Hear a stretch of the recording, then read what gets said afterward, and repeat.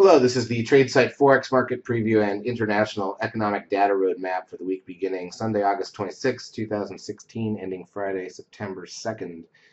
Yes, by the end of this week, we will be not only coming out of summer, finally, once and for all, clearing Labor Day next weekend, but we will be in the last 4 months of 2016 already. And what a great couple months they'll be, I'm sure. Nothing but excitement watching the U.S. election unfold. Just kidding. Here's a look at the dollar index daily chart. Made a little pop on Friday with Janet Yellen speaking. That was late in the day. The overnight session was slow. The whole week was slow. Be clear when we look at the intra-week action in a moment here. Here's the euro dollar rolled over a bit. As usual, looks like the inverse of the dollar index.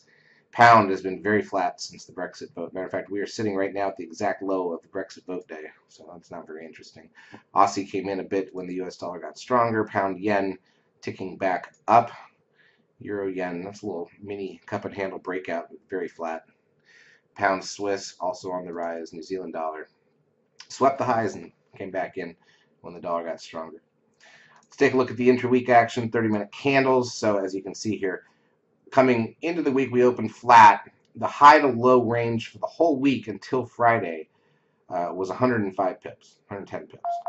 So that's largely untradeable and not very interesting, obviously. And then of course, on Friday, we dipped an extra 100 pips or so. Not even that. So we extended the range to, all of 200 pips for the week, basically, with the news on Friday. But before that, it was very, very flat. If we look at the pound, a little bit different story because the pound did rise over the course of the week and then came back on Friday. So the lows got about 230, 240 pips in range for the week. Still not great. Remember, usually the pound trades about 130, 140 pips per day on average, and maybe about 400 to 500 per week. So we're just in the slow summer doldrums, but we knew that. That's why we're half size. And this next week probably won't be anything spectacular either because we're going to head into Labor Day and the traditional end of summer. So let's just take a look at the data that's coming out and then brief discussion and then move on. So Sunday, just one number out of Australia. Oh, we got the UK on bank holiday on Monday. So the Forex market will be slower and the pound won't move. Wonderful. Core PC price index, personal income and spending here in the US in the morning. Building consents out of New Zealand, household spending, the unemployment rate, and retail sales out of Japan.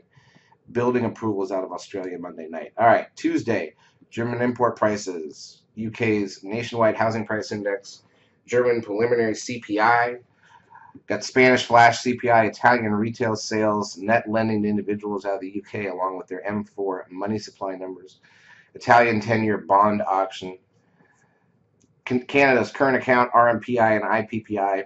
US, we've got the S&P Composite Housing Price Index and Consumer Confidence. Jump to that night, the UK's consumer confidence number comes out. Preliminary industrial production out of Japan, business confidence out of New Zealand, private sector credit out of Australia. Housing starts out of Japan, UBS consumption indicator out of Switzerland, German retail sales out of Europe, French consumer spending and preliminary CPI, German unemployment rate, Italian monthly unemployment rate, CPI out of Europe, the broad sector, Italian preliminary CPI, got the unemployment rate out of Europe at 5 a.m. Eastern time on Wednesday. U.S. does their ADP non-farm employment change. Canada does its GDP. Chicago PMI here in the U.S. Pending home sales, crude oil inventories. Overseas trade index out of New Zealand. AIG manufacturing index out of Australia. Capital spending out of Japan. China's manufacturing PMI. Australia's retail sales. Manufacturing PMI out of China. Final manufacturing PMI out of Japan. 10-year bond auction out of Japan. Commodity prices going into Thursday out of Australia. Retail sales out of Switzerland, Spanish manufacturing PMI, and Swiss manufacturing PMI, and Italian and French and German, and the broad European manufacturing PMI, followed by the UK manufacturing PMI. They do those every 15 minutes over the course of an hour. Can't they just all get together and get along?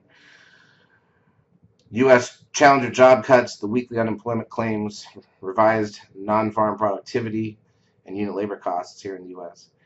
Oh, look, manufacturing PMI out of Canada, then the U.S. Construction spending here. ISM manufacturing here. Natty gas, that's the weekly number. Total vehicle sales. Monetary base out of Japan. Consumer confidence out of Japan going into Friday. Spanish employment change. Construction PMI. PPI out of Europe. Trade balance out of Canada. U.S. has the combined trade balance and the unemployment rate. So two of our big three for the month are next Friday morning, and that's leading into Labor Day when everybody's going to be gone. And remember, the following week, because Monday is a U.S. bank holiday, no calls Sunday night. We'll have calls every night this week. We remain half size or less. You'd be less than half size ahead of the unemployment rate trade balance number. Factory orders at 10 a.m. on Friday.